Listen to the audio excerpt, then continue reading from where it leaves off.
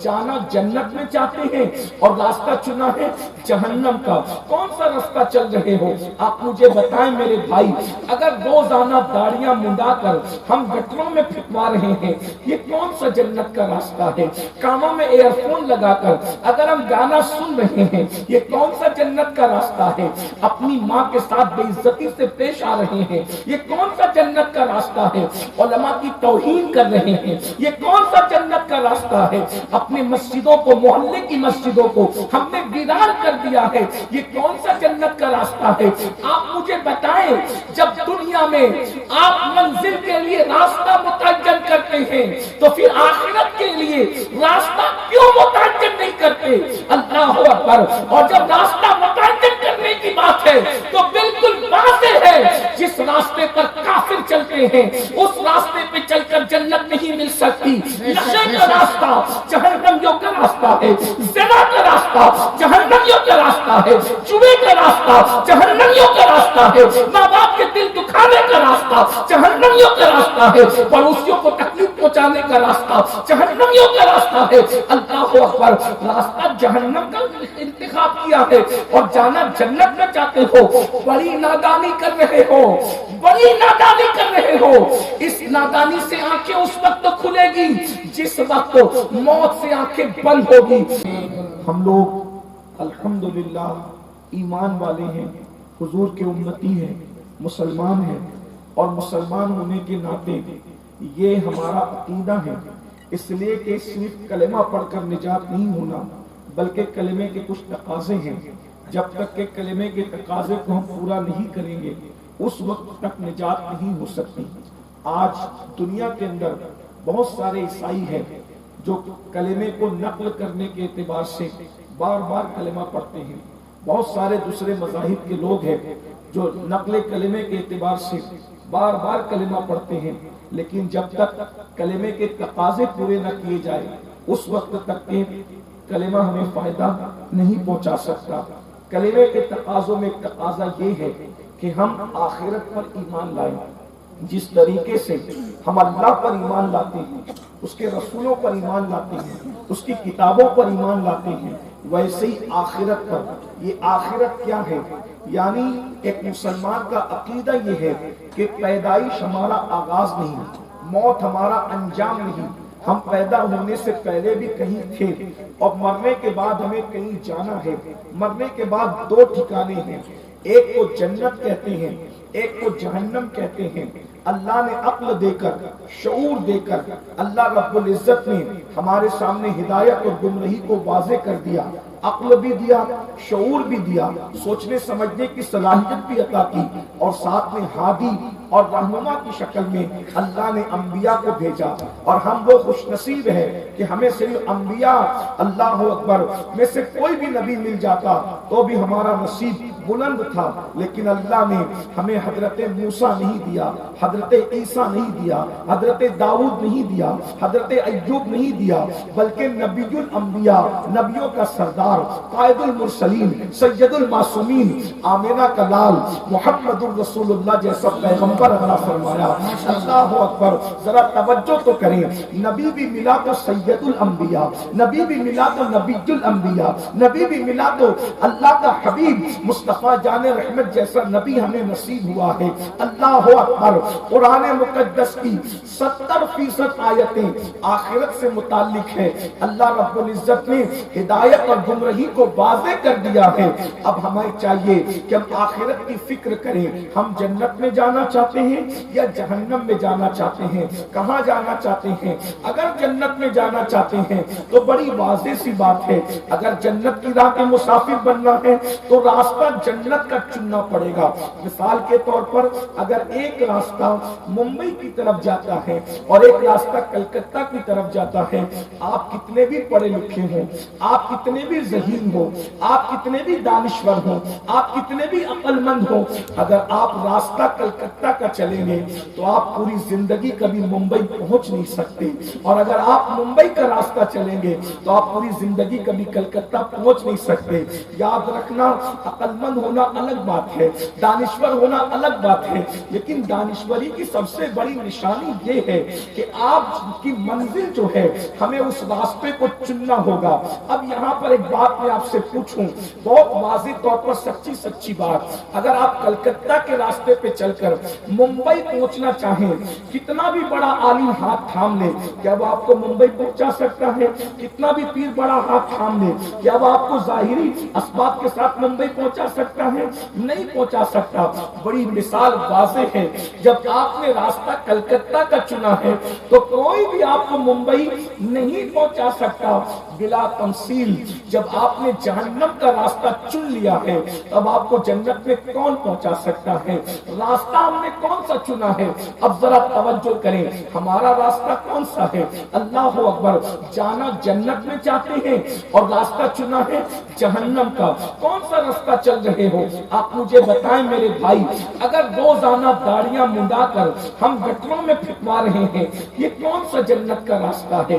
کانوں میں year phone لگا کر اگر ہم گانا سن رہے ہیں، یہ کون سا جنت کا راستہ ہے؟ اپنی ماں کے ساتھ بے عزتی سے پیش آ رہے ہیں، یہ کون سا جنت کا راستہ ہے؟ علماء کی توہین کر رہے ہیں، یہ کون سا جنت کا راستہ ہے؟ اپنی مسجدوں کو، محلے کی مسجدوں کو ہم نے ویران کر دیا ہے، یہ کون سا جنت کا راستہ ہے؟ آپ مجھے بتائیں، جب دنیا میں آپ منزل کے لیے راستہ متعین کرتے ہیں تو پھر آخرت کے لیے راستہ کیوں متعین نہیں کرتے؟ اللہ اکبر۔ اور جب راستہ متعین کرنے کی بات ہے تو بالکل واضح ہے، جس راستے پر کافر چلتے ہیں اس راستے پہ چل کر جنت نہیں مل سکتی۔ نشے کا راستہ جہنمیوں کا راستہ ہے، زنا کا راستہ جہنمیوں کا راستہ ہے، چوری کا راستہ جہنمیوں کا راستہ ہے، ماں باپ کے دل دکھانے کا راستہ جہنمیوں کا راستہ ہے، پڑوسیوں کو تکلیف پہنچانے کا راستہ جہنمیوں کا راستہ ہے۔ اللہ اکبر، راستہ جہنم کا انتخاب کیا ہے اور جانا جنت میں چاہتے ہو، بڑی نادانی کر رہے ہو، بڑی نادانی کر رہے ہو۔ اس نادانی سے آنکھیں اس وقت کھلے گی جس وقت موت سے آنکھیں بند ہوگی۔ قرآن کہتا ہے راستہ کون سا چنو، فکر کس کی کرو؟ اللہ اکبر، فکر فردہ کرنے والوں، فکر فردہ کرنے والوں، آج اور کل کی فکر کرنے والوں، ان روز اور فردہ کی فکر کرنے والوں، کبھی سوچا کل تو کسی کی زندگی میں آتا ہی نہیں ہے، اللہ نے کس کل کی فکر کرنے کا حکم دیا؟ قرآن کہتا ہے وَلْتَنْظُرْ نَفْسٌ مَا قَدَّمَتْ لِغَدٍ وَاتَّقُوا اللَّهَ إِنَّ اللَّهَ خَبِيرٌ بِمَا تَعْمَلُونَ۔ آخرت کی فکر کرو، کل کے لیے کیا بھیج رہے ہو؟ اے ایمان والوں، قیامت کے لیے کیا بھیج رہے ہو؟ کیا عمل روانہ کر رہے ہو؟ اس کی فکر کرو۔ بڑی معذرت کے ساتھ ہمیں کل روٹی کی فکر تو ہے، جو روٹی کل کھائیں گے یا نہیں کھائیں گے اس روٹی کی ہمیں فکر ہے، کل گھر میں رہیں گے یا نہیں رہیں گے گارنٹی نہیں ہے، گھروں کی فکر ہے، کپڑا کل پہنیں گے نہیں پہنیں گے کپڑوں کی فکر ہے، لیکن وہ میدان محشر جو یقیناً قائم ہوگا اور یقیناً قائم ہو کر کے رہے گا، ہم نے اس کے لیے کیا تیاری کی ہے؟ اللہ اکبر، بہت نادانی کے ساتھ زندگی گزر رہی ہے، غفلت ہے، غفلت ہے اور صرف غفلت ہے۔ اللہ اکبر، میرے بھائیوں ذرا بتائیے تو صحیح، ذرا غور تو کیجئے، جو روزی نصیب سے ملتی ہے، جو روزی نصیب سے ملتی ہے، اس روزی کے لیے 8-8 گھنٹہ محنت کر رہے ہیں، دلی تک جا رہے ہیں، ممبئی تک جا رہے ہیں، کلکتہ تک جا رہے ہیں، سعودی اور دبئی تک جا رہے ہیں۔ میں منع نہیں کرتا ہوں، جو روزی نصیب سے ملنا ہے اس روزی کے لیے کتنی محنت کر رہے ہو، اور جو مغفرت عمل کے ذریعے سے ملنا ہے، اللہ اکبر، اس مغفرت کے لیے ہم نے کیا کاوش کی؟ یاد رکھنا، اللہ نے روزی کا وعدہ سب کے ساتھ کیا ہے لیکن مغفرت کا وعدہ سب کے ساتھ نہیں کیا ہے۔ جس روزی کا وعدہ سب کے ساتھ ہے، اللہ اکبر، اللہ روزی کتوں کو بھی دیتا ہے، اللہ روزی سوروں کو بھی دیتا ہے، اللہ روزی چڑیا اور کووں کو بھی دیتا ہے، اللہ روزی مومنوں کو بھی دیتا ہے، روزی کافروں کو بھی دیتا ہے، مگر یاد رکھنا مغفرت سب کو نہیں دیتا، مغفرت سب کو عطا نہیں کرتا، بلکہ کیا فرماتا ہے وَيُعَذِّبُ مَن يَشَاءُ، میں جس کو چاہوں گا عذاب دوں گا، اور کہتا ہے کسی مقام پر فَيَغْفِرُ مَن يَشَاءُ، جس کی چاہوں گا مغفرت کروں گا، جس کی چاہوں گا مغفرت کروں گا، اگر چاہوں تو حبشی کو جنتی بنا دوں اور اگر چاہوں تو نبی کے سگے چچا کو آزر کی شکل میں جہنم کا بچھو بنا کر کے داخل کر دوں. اندازہ تو فرمائے لیکن اس قوم کو کیا ہو گیا. اللہ اکبر. نبی کا سگا چچا جہنم کا ایندھن بنے گا آزر کی شکل میں. ہمیں فکر نہیں ہے اور ہم بڑے آرام سے ہیں. اللہ اکبر. نہ زندگی میں نماز ہے. ذرا سوچو تو صحیح, اتنا بڑا مجمع ہے, آپ بڑی تعداد میں آئے, ہم آپ کی محبتوں کا شکریہ ادا کرتے ہیں. حضرت قمر العلماء کی دعوت پر آئے, ہم آپ کا شکریہ ادا کرتے ہیں, لیکن ہمارے کلیجے اتنی بڑی تعداد میں آپ کو دیکھ کر ٹھنڈے نہیں ہوتے. دل خوش تو ہوتا ہے کہ آپ آئے, زیادہ لوگ سنیں گے, زیادہ لوگوں تک پیغام پہنچے گا, لیکن کلیجہ ٹھنڈا نہیں ہوتا. کیوں؟ اس لیے کہ آنے والے ہزاروں ہیں. کتنے عشاء پڑھ کر آئے اور جا کر کتنے فجر پڑھیں گے. اللہ اکبر. جلسوں میں کثرت کا ہونا آج کے دور میں, جو عمل نہیں کرنا چاہتے صرف سننا چاہتے ہیں, یہ بھی قیامت کی نشانیوں میں سے ایک نشانی ہے کہ لوگ دین سننے کے لیے جمع ہوں گے, لوگ دین پر عمل کرنے کے لیے جمع نہیں ہوں گے. دین کی حیثیت ہمارے نزدیک کیا ہے؟ دین پسند بننے سے مغفرت نہیں ہوگی. دین پسند بننے سے مغفرت نہیں ہوگی, دین پابند بننے سے مغفرت ہوگی. ماشاءاللہ, بہت عمدہ. ہم لوگ دین پسند ہیں, دین پابند ہوگی. دین پابند بننے والوں کی مغفرت ہے, دین پسند بننے والوں. ورنہ دین کو تو کافر بھی بہت پسند کرتے ہیں. ہمارے مذہب کی تعریف بڑے بڑے لوگ کرتے ہیں, اہل کفر, اور جو کافروں کے سرغنہ وہ بھی تعریف کرتے ہیں, لیکن مذہب کی تعریف سے کوئی کام نہیں ہوگا. مذہب پابندی, ہمارا مذہب پابندی چاہتا ہے. جو مذہب پابند ہوگا وہ مذہب پسند خود بخود ہوگا, لیکن جو مذہب پسند ہوگا مذہب پابند ہو یہ ضروری نہیں ہے. اور یہ بات یاد رکھنا, اللہ کس کی پکڑ کر لے, کس کی پکڑ کر لے, اس کی کوئی گارنٹی نہیں ہے. کسی کس کو بخش دے, اس لیے ہمیں عمل کرتے رہنا چاہیے. پتہ نہیں اس کو کیا پسند آ جائے. ہاں, اگر اس کو کتے کو پانی پلانا بھی پسند آ گیا تو وہ اس پہ بھی مغفرت کر دے گا, اور اگر اس کو اللہ اکبر کسی کو دیکھ کر کے ناک چڑھانے پر بھی اس نے پکڑ کر دی تو وہ اس پر بھی جہنم میں داخل کر دے گا. اس لیے چھوٹے گناہ کو چھوٹا سمجھ کر مت کرنا, اس لیے کہ کسی بہت بڑے مفکر نے کہا تھا چھوٹے گناہ کو چھوٹا سمجھ کر مت کرنا, کیونکہ ٹھوکریں چھوٹے پتھروں سے لگتی ہے, پہاڑوں سے ٹھوکریں نہیں لگا کرتی. اس لیے چھوٹے گناہ کو چھوٹا سمجھ کے مت کرو, پتہ نہیں کون سا گناہ ہماری پکڑ کا سبب بن جائے. اور کسی نیکی کو چھوٹی سمجھ کر مت چھوڑو, اس لیے کہ قطرے قطرے سے دریا بن جاتا ہے. کوئی نیکی چھوٹی نہیں, کوئی گناہ چھوٹا نہیں. اللہ اکبر. آج کے میں آپ کو بتاؤں, آخرت کی فکر ہم نہیں کرتے کیونکہ ہمیں آخرت پتہ ہی نہیں ہے. ہمیں نہیں پتا آخرت کیا ہے. کچھ شعرا نے, بے باک شعرا نے ہمیں یہ سمجھا دیا ہے کہ قیامت کا دن ہوگا اور پھر اس کے بعد ایسا جنت کا دروازہ کھلے گا اور تم سب نبی کا نعرہ لگاتے ہوئے جنت میں چلے جاؤ گے. اللہ اکبر. بڑی معذرت کے ساتھ ایک ہمارا مسلک ہے, جنت اتنی مشکل نہیں جتنی تبلیغی جماعت والوں نے مشکل کر کے سمجھائی ہے, اور جنت اتنی آسان نہیں جتنا آپ کے شاعروں نے آسان کر دیا ہے. آئیے میں آپ کو بتاؤں آخرت کی فکر میں کون کون رویا ہے, ذرا توجہ کرنا. وہ صدیق اکبر جن کے بارے میں ہمارا عقیدہ یہ ہے افضل البشر بعد الانبیاء بالتحقیق, سیدنا صدیق اکبر رسول اللہ کے مصلی کا پہلا امام. اللہ اکبر.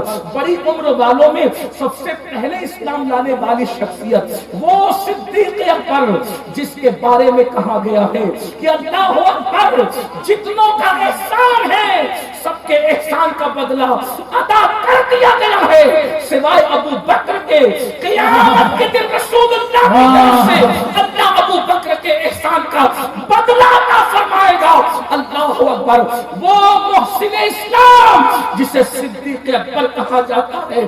اللہ اللہ، ایک مرتبہ چڑیوں کو چہچہاتے دیکھ کر ابو بکر صدیق رو رہے ہیں اور کہتے ہیں یہ چڑیا ابو بکر سے بہتر ہے۔ اے چڑیوں تم ابو بکر سے بہتر ہو، اے چڑیوں تم ابو بکر سے بہتر ہو۔ لوگوں نے کہا اے مسلمانوں کے خلیفہ، یہ چڑیا جو چہچہا رہی ہے یہ ابو بکر سے بہتر کب سے ہونے لگی ہے؟ تو کہتے ہیں افسوس، قیامت کے دن چڑیوں کا تو حساب نہیں ہوگا، لیکن اللہ کی بارگاہ میں ابو بکر کا حساب ہوگا۔ قیامت کے دن ابو بکر اللہ کو جواب کیا دے گا؟ توجہ کریں، اللہ اکبر۔ جس کی عبادت یہ ہے کہ آنکھ کھلتی ہے تو چہرے مصطفیٰ کو دیکھتے ہیں، بتاؤ اس عبادت کے برابر کوئی عبادت ہے دنیا میں؟ اس عبادت کے برابر واللہ کعبے کو دیکھنا، قرآن کو دیکھنا، نماز پڑھنا، روزے رکھنا، کوئی عبادت چہرے مصطفیٰ کو دیکھنے کے برابر نہیں ہو سکتی۔ اس لیے کہ نماز پڑھنے والا نمازی بنتا ہے، مہدی کے طور پر نمازی بنتا رہے گا، حج کرنے والا حاجی بنتا ہے، قیامت تک بنتا رہے گا، مرنے والا اللہ کی راہ میں شہید بنتا ہے، قیامت تک لوگ شہید ہوتے رہیں گے۔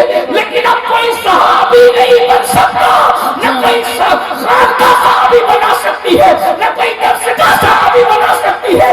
اس لیے کہ صحابی ہونے کے لیے ایمان کی حالت میں مصطفیٰ جامع رحمت کا چہرہ دیکھنا ضروری ہے۔ اللہ اکبر، جس کا چہرہ دیکھنا صحابی نعرہ تکبیر، نعرہ رسالت، تحفظ ایمان کانفرنس، حضور سید صاحب قبلہ، جس کا چہرہ دیکھنا صحابی بنانا۔ اور صحابی کا مطلب یہ ہے، رسول اللہ فرماتے ہیں میرے صحابہ پر اللہ نے جہنم کی آگ کو حرام کر دیا ہے۔ اللہ اکبر، توجہ تو فرمائیں۔ صدیق اکبر کی عبادت حضور کا چہرہ، اور وہ کس طرح چہرہ دیکھتے تھے؟ سرکار نظام ملت و دین خواجہ نظام الدین محبوب الہی کہتے ہیں جب ابو بکر صدیق رسول اللہ کو گھر پہنچا کر اپنے گھر آتے ہیں، محبوب الہی بیان کر رہے ہیں، توجہ کریں، صدیق اکبر کی عبادت کیا تھی؟ کیا حضور کے ساتھ آخری وقت تک لگے رہتے؟ حضور علیہ السلام کو ان کے گھر پہنچا کے اپنے گھر آتے ہیں، لیکن اپنے گھر میں دل نہیں لگتا، اپنے گھر میں دل نہیں لگتا۔ عشق اس کا نام ہے، بیوی کے ساتھ دل نہیں لگتا، عشق رسول ہے یہ۔ بچوں کے ساتھ دل نہیں لگتا، عشق رسول ہے یہ۔ اور ہم بھی عاشق ہیں، اور ہمارا دل ہیروں کے ساتھ لگ جاتا ہے، ہمارا دل گانوں کے ساتھ لگ جاتا ہے۔ وہاں حلال رشتوں میں دل نہیں لگتا، یہاں حرام رشتوں میں دل لگ جاتا ہے۔ میں آپ کو یہ تو نہیں کہہ سکتا، علماء کی موجودگی میں میری اوقات بھی نہیں کہ کہوں کہ آپ عاشق نہیں ہیں، اتنا ضرور کہوں گا آپ مجھ سے بڑے اور مجھ سے بہتر عاشق رسول ہیں، لیکن اتنی بات عرض کروں گا، کہیں ایسا تو نہیں کہ عشق کے نام پہ ہم منافقت کر رہے ہیں، اس لیے کہ وہ عاشق صادق تو بیوی کے ساتھ قرار نہیں پاتا، لوگوں کو زنا کے ساتھ قرار کیسے مل جاتا ہے؟ اس عاشق کو بیٹوں کو دیکھ کے قرار نہیں ملتا، ہمیں گانوں میں قرار کیسے ملتا ہے؟ گندی گندی فلمیں دیکھ کے قرار کیسے ملتا ہے؟ یاد رکھنا، عاشق کہلانا اور ہے، عاشق بن جانا اور ہے۔ صدیق اکبر کو بیوی بچوں کے ساتھ قرار نہیں آتا تو بے قرار ہو کے گھر سے نکل جاتے، حالانکہ یہ مقام پر ہم کبھی پہنچ بھی نہیں سکتے، اس لیے کہ وہ مقام صدیق کا مقام ہے۔ گھر سے نکل جاتے، اور گھر سے نکل کر جب واپس آتے تو کیا دیکھتے ہیں؟ رسول اللہ کے دروازے پہ پردہ پڑا ہوا ہے، حضور کے دروازے پہ پردہ پڑا ہے، حضور نظر نہیں آتے۔ تو صدیق اکبر اپنا یہ رخسار کبھی نبی کی چوکھٹ پہ رکھتے، یہ رخسار کبھی نبی کی چوکھٹ پہ رکھتے، اسی کو جبی سائی کرنا کہتے ہیں۔ ایک ہے سجدہ کرنا جو ہمارے یہاں حرام ہے، نبی کی چوکھٹ کو بھی سجدہ حرام ہے، نہیں کر سکتے، سجدہ حرام ہے، لیکن جبی سائی کرنا یہ ہمارے مسلک کا ترہ امتیاز ہے۔ کیا بات ہے، اس لیے لوگ ہم پہ فتویٰ لگانے سے پہلے یہ دیکھ لیا کریں کہ سجدہ ہو رہا ہے یا جبی سائی ہو رہی ہے۔ اسی لیے تو میرے دادا مرشد نے کہا تھا سنگے درے جانا پر کرتا ہوں جبی سائی، سجدہ نہ